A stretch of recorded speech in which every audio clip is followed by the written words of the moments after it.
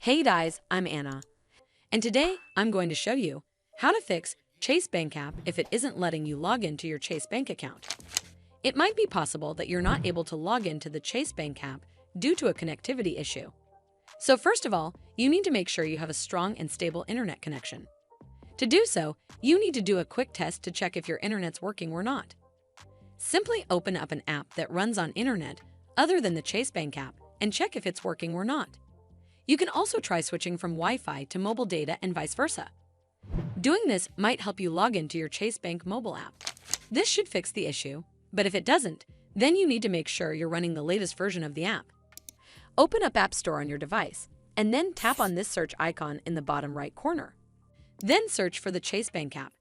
And if you see this update button right next to the app name, simply tap on it to make sure you're running the latest version of the app.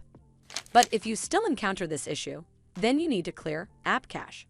Go to your device settings and then scroll all the way down to General and tap on it. Then tap on iPhone Storage. From here, search for the Chase Bank app and then tap on it. Once you're on this screen, you need to tap on Offload App. Tap again to confirm. It'll take a bit for processing, and then a reinstall button will show up. Simply tap on it to reinstall the app. This should fix the issue, but if it doesn't, then you need to completely reinstall the app.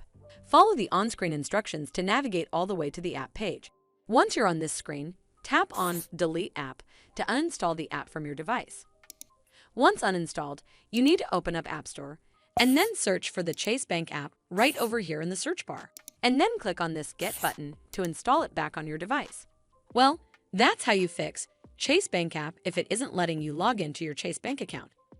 I hope you found this video helpful, and if you did, make sure you give it a thumbs up to see more videos like this, and don't forget to hit that subscribe button.